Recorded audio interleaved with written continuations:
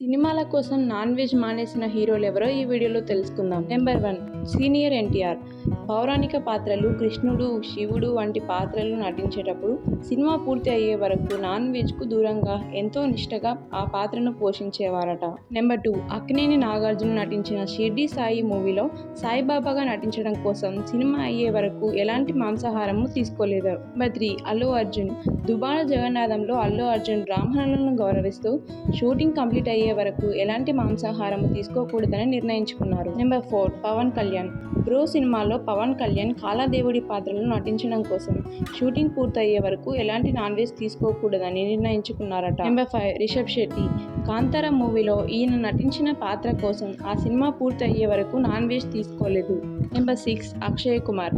Oh my god 2 మూవీలలో కృష్ణుడి, శివుడి పాత్రల కోసం షూటింగ్ పూర్తి అయ్యే వరకు నాన్ వెజ్కు దూరంగా ఉన్నారట.